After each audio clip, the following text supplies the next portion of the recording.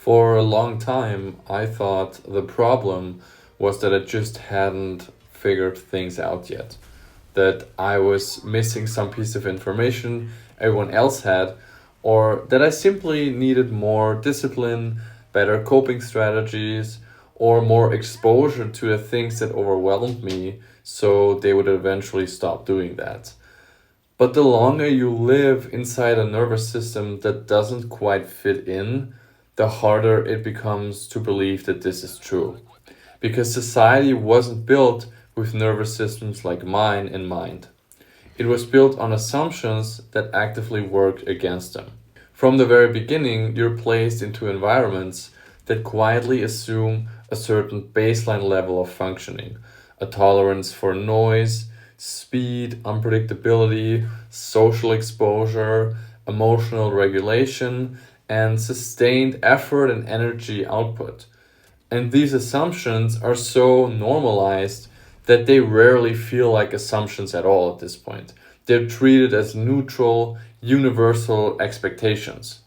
So, if your nervous system doesn't meet that baseline, life immediately becomes more demanding, but in ways that are difficult to explain and almost impossible to prove on the fly.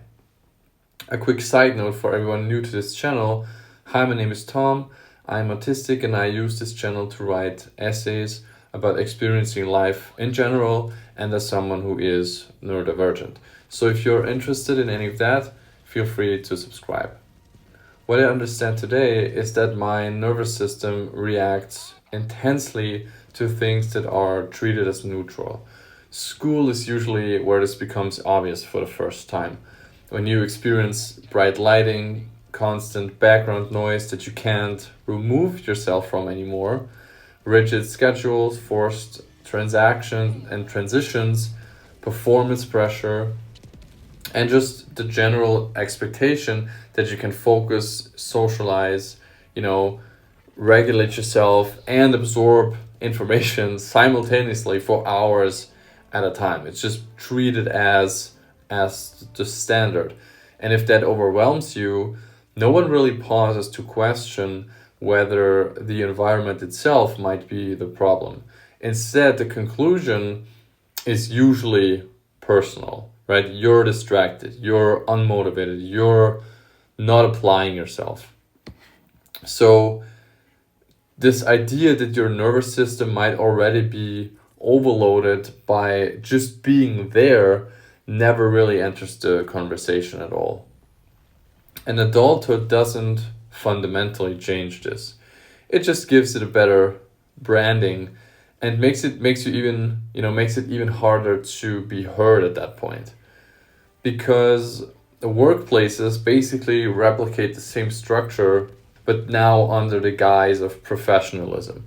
You're expected to be adaptable, emotionally neutral, and productive, regardless of what your body or brain is signaling in response to the environment.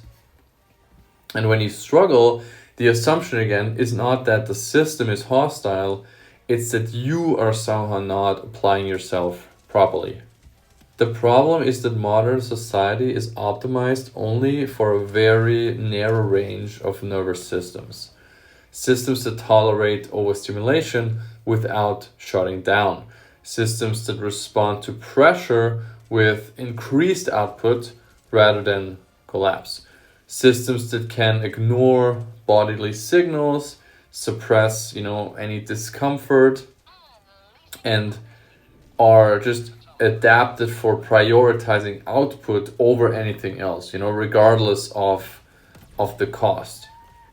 And if your nervous system doesn't work like that, existing becomes a constant act of negotiation, because every day turns into a negotiation with yourself where you're trying to make a trade-off all the time with how much energy you have, how much you can spend, how much stimulation, can you tolerate, how much social interaction can you handle before something gives, and ultimately, what you can afford to cancel without consequences. So it's a constant kind of balancing act where you try to spread your energy out into all of the aspects of your life, but it's just like you don't even have half of the energy reserves in total to, you know, kind of hold your life together where you want it to be, if that makes sense.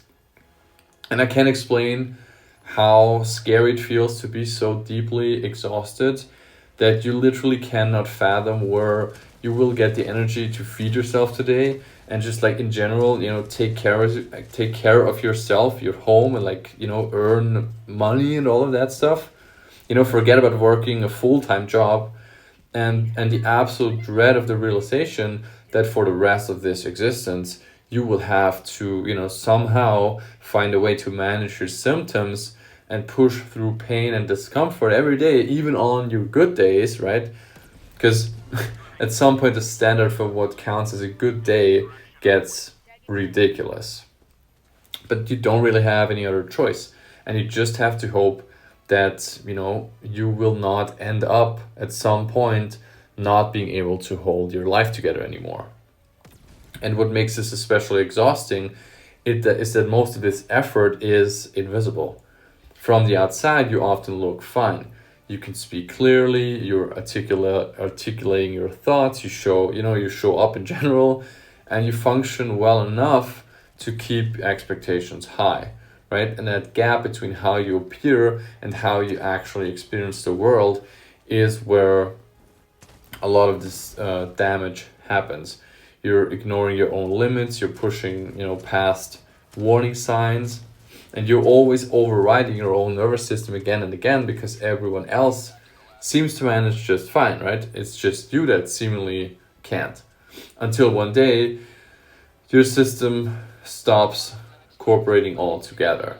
This is what I had to go through before I could finally get my own diagnosis, and now the problem is just, you know, the act of learning to not push yourself over that limit time and time and time again is incredibly difficult, because that's what I've been basically, you know, indirectly taught to do my entire life so far. So it's easy to tell people to set boundaries when those boundaries are respected, but it's much harder when slowing down comes with consequences like missed opportunities, you know, social judgment, financial problems, or just, you know, the sense that you're falling behind in general while everybody else keeps moving along. And so over time you internalize the belief that you are the problem. You start treating your own limits like character flaws. But the truth is that modern society is optimized for people whose nervous systems can tolerate constant stimulation, sustained pressure, and frequent context switching without long-term damage. And if yours can't, you will have to deal with that however possible, or starve, I guess. Accommodations help on the margins, but they don't change the underlying demand. They just make it slightly easier to endure something that remains fundamentally misaligned with how you function. So when I say society was never built for a nervous system like mine, I'm not saying I'm incapable of existing in it. I've done that for a very long time, obviously. I'm saying the cost of doing so has been cumulative, largely invisible, and almost entirely my responsibility to manage. And I know that I'm not the only one out there that feels like this. So if you relate, please leave a comment, subscribe. I appreciate you, and I will see you next time.